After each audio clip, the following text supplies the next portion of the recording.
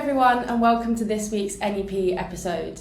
Today we will be talking about the economics of sport. So it will be an episode within our little series here of Inclusive Eco, and showing how economics can be applied to a wide range of things throughout the world.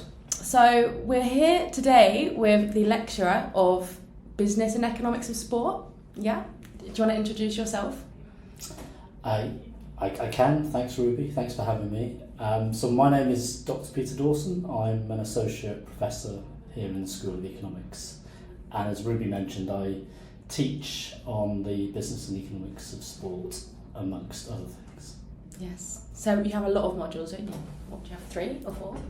Yeah, so I had the second year and final year econometrics, and also the placement module as being placement director. So so busy. Yeah. Constantly busy. Yeah. So we're just here today to talk a little bit about your journey into economics, and obviously specifically focusing on sport-related economics, and then also talking about the module that we offer here, what type of things we do within the module, what we look at, what the assessments are like, and just really talking, highlighting the fact that we have these niche type of modules in third year economics at UEA. Okay, so first of all, I just want to talk about your university experience, the course that you did, where you went, and how you got into sport at university. Yeah, thanks Ruby. So my academic lecturing career started in 1999, that long ago. But I'm going to take you back a few years before then to 1992, which is when I started university. And I went to University in Yorkshire, the University of Bradford, and I didn't actually set out to go to university. Interesting. Wow, that is interesting. I didn't have a kind of career path in terms of doing that. Essentially, when I was doing my A-levels, so I did economics, maths and geography, which is kind of a typical kind of A-level profile for those who subsequently go on to do economics at university level. But I just applied because of the other friends in my cohort were applying to university. I was doing okay with A-levels. I wouldn't say I kind of pulled up massive trees or anything in terms of performance, probably hence where I ended up. But I started, as say, 1992, was doing well in my first couple of years, and then it came to the final year, and like in most universities, including here at East Anglia, taking module choices, there's more options available in the final year. And in much the same way as here, there was a dissertation module available. It wasn't compulsory, it was an optional module. So I chose that, and I also chose an econometrics research project module.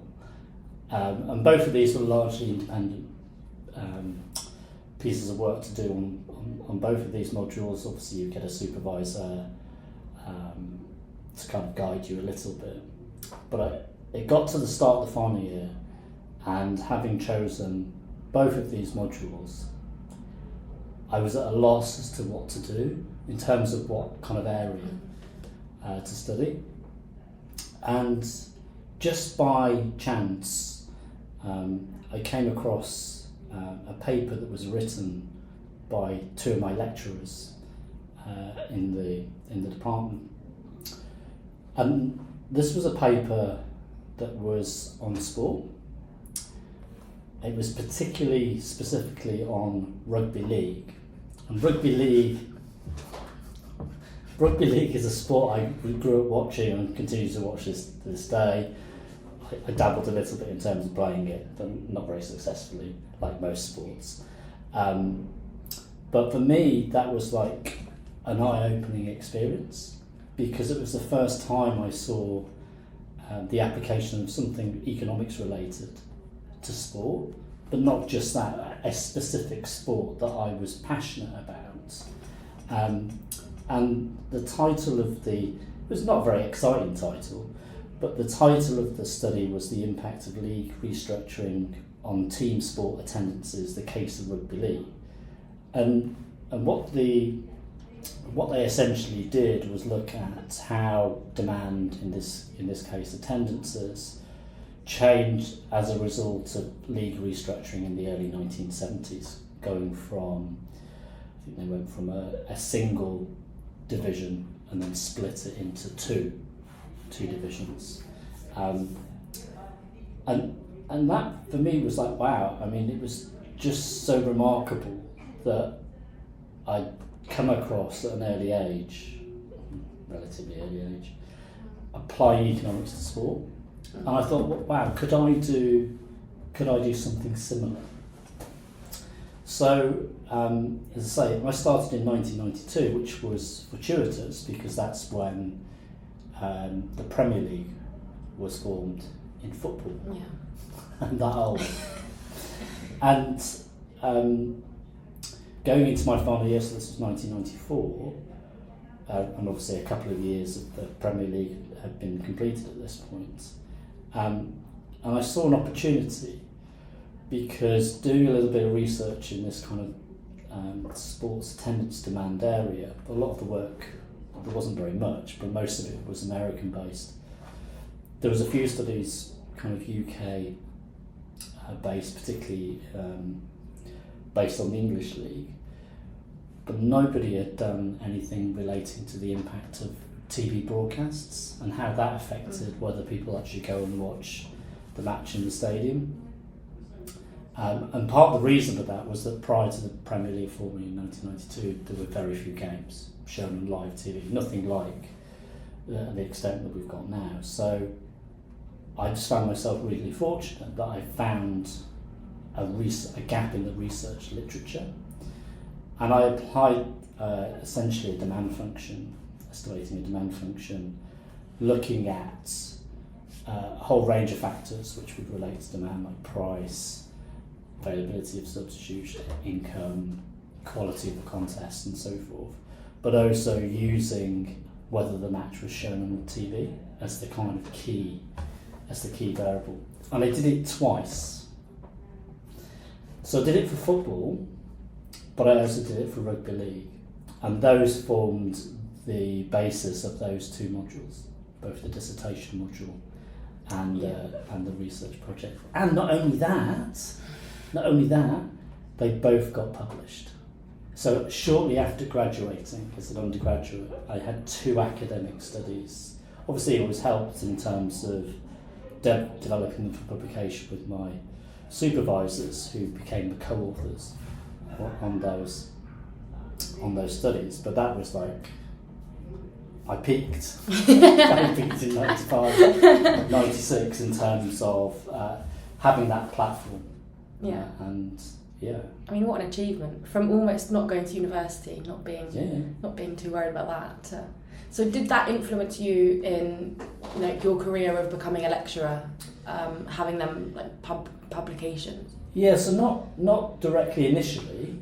So I finished my undergraduate degree in 95. I went to industry for a year, and I essentially kept my options open because I was doing some teaching at the university, not very well at that point in time, although some people would say still not very well now, but I was doing some tutoring, small class seminars for a couple of modules, as well as doing a few other things. And then it got towards the end of, it was probably about the summer of 96, maybe a bit earlier, and I put a speculative application in because I saw this opportunity of a paid PhD position under, at the time, one of the very few academics that was working in the sports area, and this was the University of Hull. And I didn't think I would get it, partly because I'd only just finished an undergraduate. I hadn't done a master's. Yeah. And by the same time where I was working in one of the other jobs I was doing was at a retail shop, essentially, WH Smith's, which is now, I don't know, TG Jones or something now, or something like that. Yeah. Back then it was just WH Smith's, and I was given the opportunity of going on a management training program. So shortly after getting that position, that offer, I'd also got the offer to do a PhD in Hull.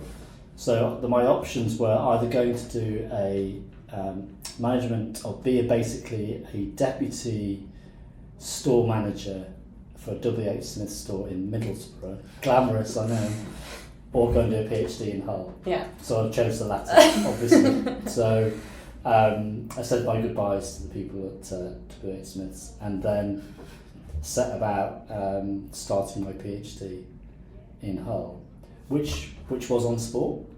I'd kind of moved away from the kind of demand area, and I started looking at the impact of managers.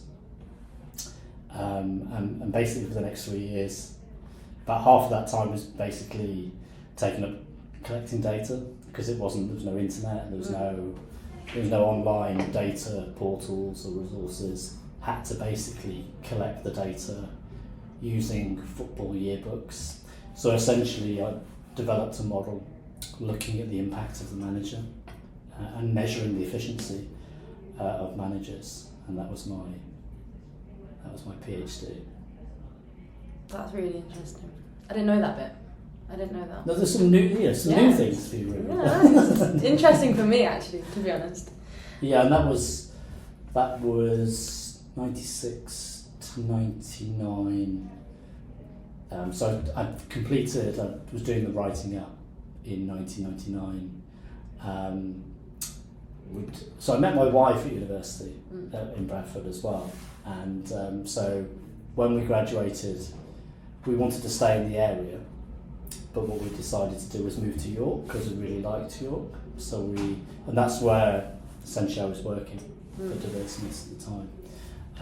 And then obviously getting the PhD, or starting the PhD, we moved to Hull, and then very quickly, once I got to the writing up stage, my wife said, we're moving back to York, which is what we did. So we spent another year in York, and during that time in the writing up, I managed to get my first academic job, which was in Scotland, in Dundee. So, and this was quite far away from our families. So my wife's family's from around here in Norwich, in Norfolk. My family's in the northwest, Lancashire way, between Preston and Blackpool. So quite a significant distance from our families. But I felt I had to start somewhere. So did a year in Dundee, and then got the opportunity. Again, I go through my academic career thinking I don't think I'll get this job. I applied for a job for a lecturing position in Bath, and I had no doubt in my mind I wouldn't get it. But obviously I did. Yeah. And for the next 11 years, I was an academic at the University of Bath, and that's where I started to develop the sport module. So that's what I was going to ask you about, So what, you obviously specifically worked on that module, and what type of, is it similar to what we have here now, or were you just developing ideas, and how do you go about developing assessments or a curriculum for a module? How do you go about that? That's a good question, Ruby. It's a really good question. I mean, essentially, there wasn't obviously anything you can take off the shelf, because back then, there's been a few since, but back in the early 2000s, there was a couple of what we call monographs, which were like a synthesis of research in the area of sports economics, and a couple of other kind of early adopter, not textbooks really, but they were kind of a collection of studies called that. But basically had economics of sport and leisure in the title. It was probably that was the title, let's say. But it wasn't like a framework that you could potentially use for a module.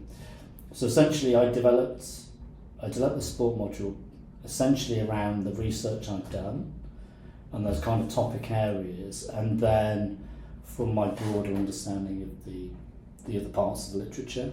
So there was certainly crossover in terms of how I deliver the current module here at UEA and the module I developed initially in Bath. The main difference though is there wasn't much in terms of the business side, in terms of the way I developed the module originally. So it was essentially very much the economics of sport. Yeah. Pretty much dominated by team sports. So there was a little bit of discussion relating to individual sports, but not as much.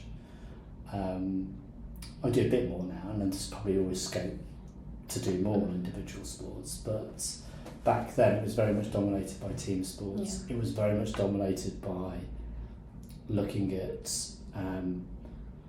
justifying why there is a sports module, because I think that's another kind of characteristic. Because you said earlier it is a niche area, and there are not many universities that have a sports economics that's module. literally what I was about to say. There's not many universities that offer it, so how do you justify that it's a module that we should keep teaching? Yeah, and I think when I initially introduced it in Bath is obviously a very sporty university, and there's obviously quite a lot of interest in the module. But that's been also the case here. I think one of the worries was that if I left, then what would happen to the module? Yeah. And I think kind of portfolios of modules and so forth change all the time anyway. Of course. So I think there was initial worry here about that, but it's been going since 2018 now, so it's been going for the best part of 8 or 9 years. Yeah. And in that same time period, there have been other new modules which have come and gone because people have left and so forth. So interestingly, that module has got continuity, and actually is one of the most popular final year modules as being a purely optional module. So, and I think it's quite easy for me because I don't really have to sell it too much, because people with an interest in sport, no matter how big or how small the interest is they've got in it. I think there's there's kind of interest already. Well, that's what it was for me, picking this module. I mean, I have my own sport, but I watch sport, I talk about sport with my family, with my friends, so it was a very easy subject to pick in terms of, okay, I'm learning all this economics, let's apply it to something that I love and enjoy outside of university. I guess that's very similar for a lot of people, because especially through first and second year, where you go through the macro, micro, econometrics, to then get into third year and apply all of that or some of that to things that really interest you. That's what I loved about it personally.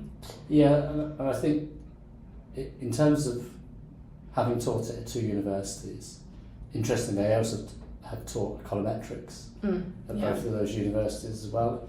And sometimes there's a bit of apprehension about doing the sport module, because they're final year module.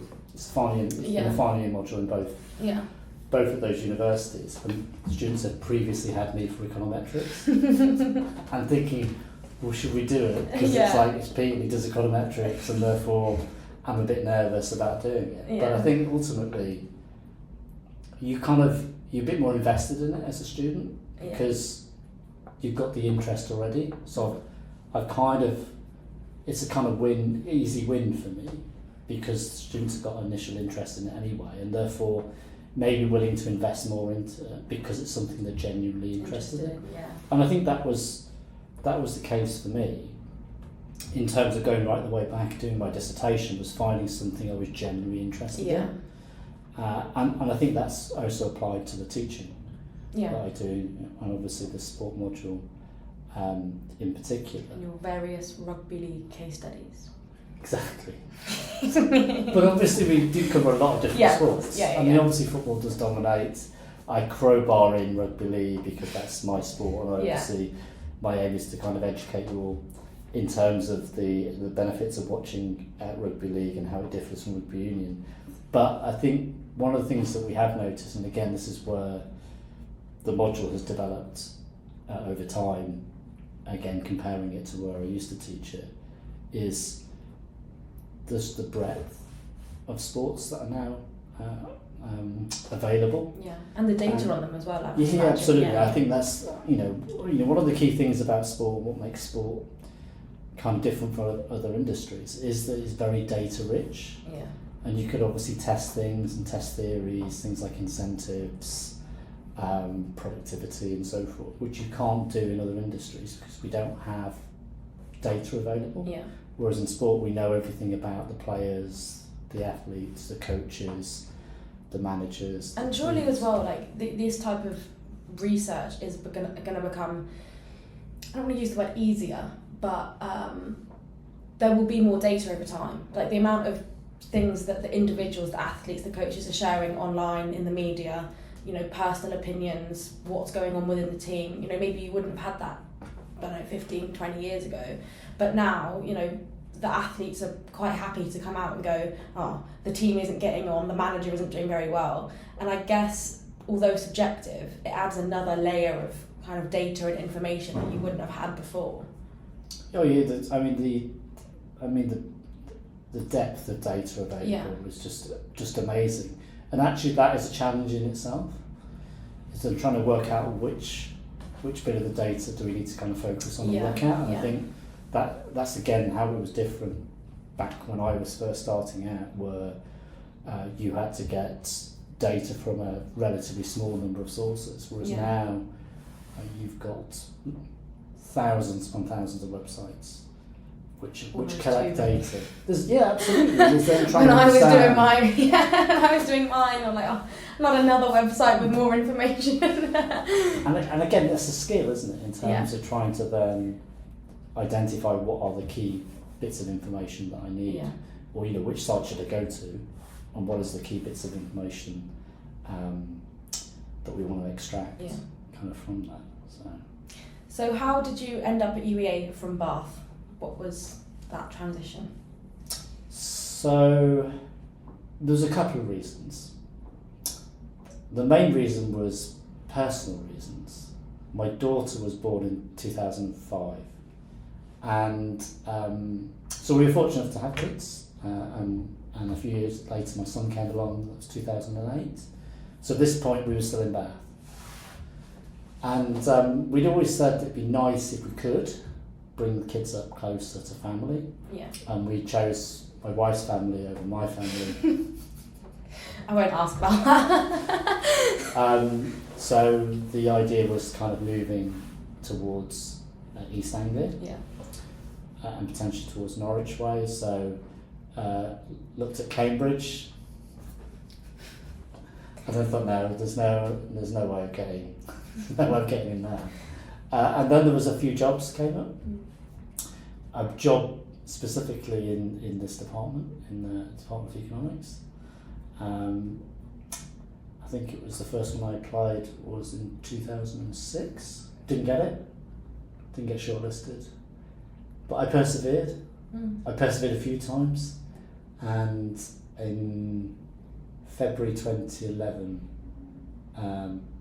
shortly after having been rejected again, another job came up, which was quite similar to the one that I didn't get. So I literally put in the same application, didn't change anything. Literally didn't change it. Spoke to my wife, said, should I bother? She said, it's up to you. So I put it in.